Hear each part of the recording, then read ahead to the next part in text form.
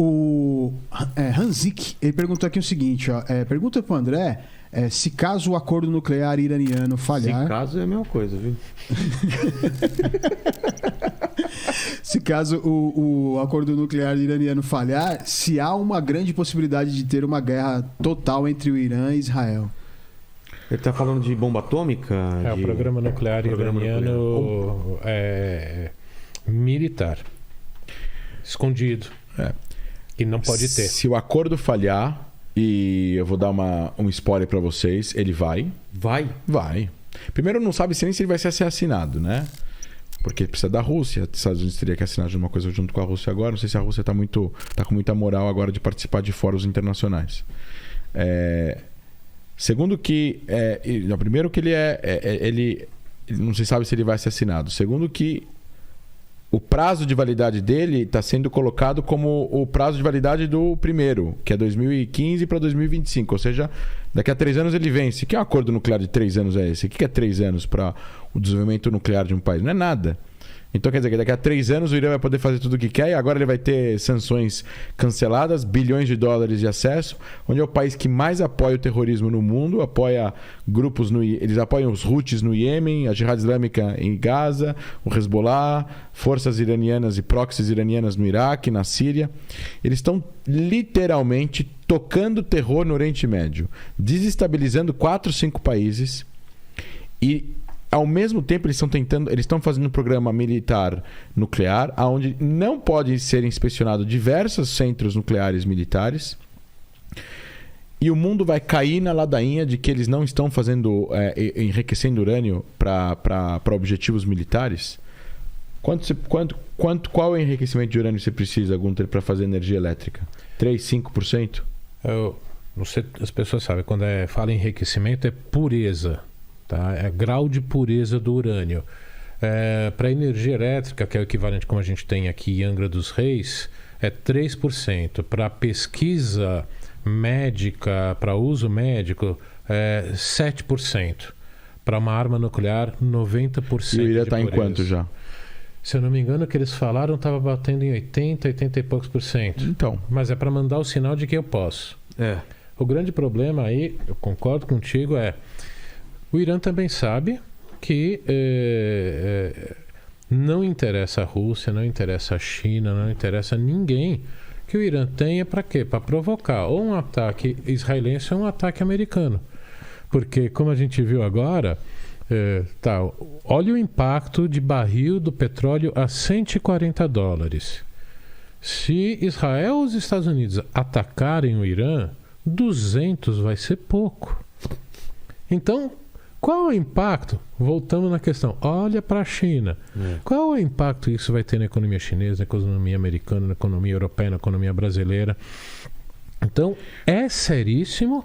Mas quem segura o Irã? Então, o Israel... isso que eu... Então, Israel tem, ao longo dos últimos 15 anos ou mais, feito ações de sabotagem. Isso só de acordo com a mídia internacional, não que eu tenha uma... Informação privilegiada, até porque se eu tivesse não poderia falar. Exatamente. Ou se falasse, né? Depois a gente não ia estar mais aqui. Exato, né? Eu ia tocar a campanha agora mesmo aqui. Bom, então assim, essas ações... Tocou? Não, essas ações de sabotagem. Então você tem cientistas iranianos mortos, misteriosamente. Inclusive o cientista-chefe Fakhrazadeh, eu acho que era o nome dele. Você tem explosões misteriosas em Natanz ou em usinas, a central de central de purificação deles. Você teve um blackout numa das vezes aí ano passado, onde as usinas, onde as centrífugas IR6 tinham começado a funcionar. E tinha 300 centrífugas funcionando. E aí teve uma explosão no quarto do gerador. Então acabou a energia, o quarto do gerador não funcionou, acabou a energia, não ligou. E aí quando você quando você tem uma centrífuga funcionando e ela desliga, ela quebra. Certo. Eu não sei como, mas ela quebra. Porque trava na hora. Ela trava na hora. Então ela quebra e aí vai tudo pro saco.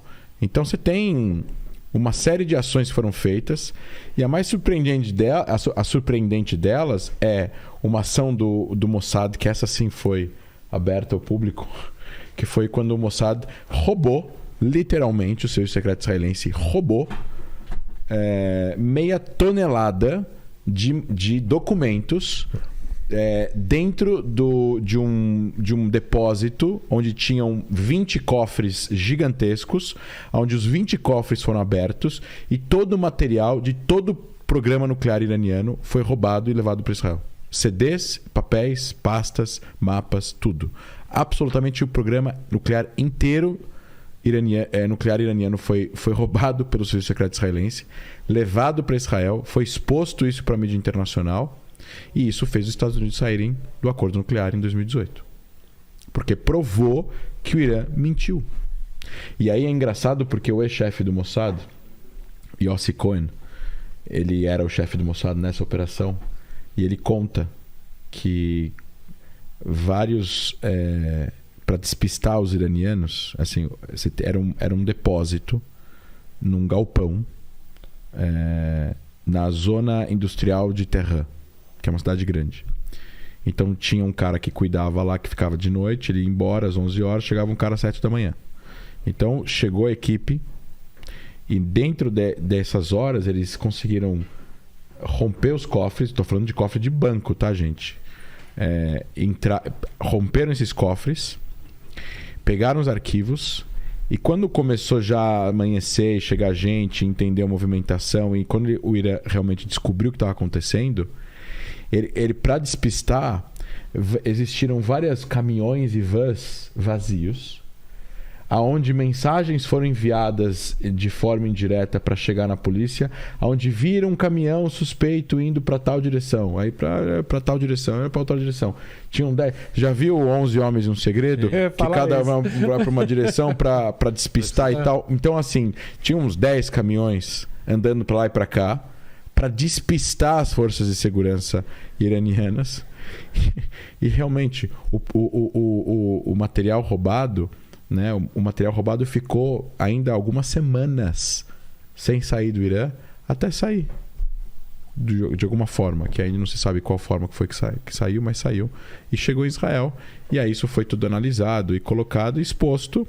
E obviamente tem muita coisa que não poderia ser exposta, mas quem precisava saber sabe. E aí que tá. E aí quando alguém me pergunta, por exemplo, um acordo bom, um acordo ruim. O que é um acordo bom para os Estados Unidos ou para a Europa? Não é um acordo bom para Israel e para os Emirados Árabes, porque são países que estão do lado do Irã e sofrem ameaças iranianas. A outra pergunta que sempre vem é: mas por que os Estados Unidos ou Israel podem ter uma bomba atômica e o Irã não? Primeiro, ninguém sabe se Israel tem uma bomba atômica. A mídia internacional diz que sim. Analistas dizem que Israel tem 100 ogivas, mas isso nunca foi confirmado.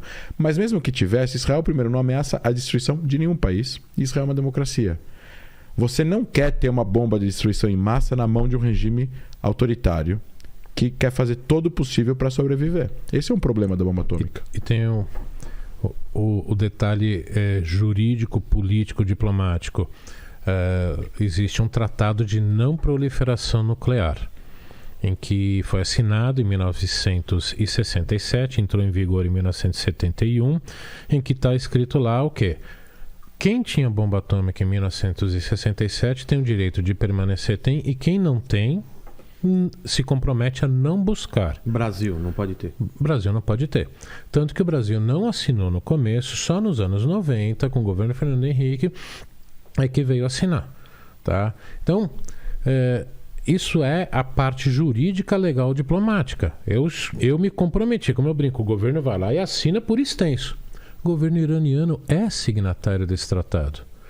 Então não é que você não pode ter pesquisa nuclear. Você pode ter, você pode desenvolver tecnologia, desde que seja para uso civil, não para fins militares. Ou seja, você não pode enriquecer acima de 14%. 14% no máximo, que é quando é usado em reator para, por exemplo, submarino nuclear. 7% que você usa para fins... Mas não 80%. Mas não 80%. Não. E o detalhe, o Irã já passou por 5 rodadas de sanções no Conselho de Segurança. Ou seja, Rússia, que é aliado do Irã, aprovou. Também não quer. Significa o quê? Você está fazendo algo aí que eu não concordo. Então, quando me perguntam, eu sempre falo, se é mentira, por que a Rússia, que é o maior aliado do Irã, aprovou, né, essas 5 sanções? Mostra que a Rússia sabe que está acontecendo coisa ali que não deveria acontecer. Então, Entendi. é a realidade.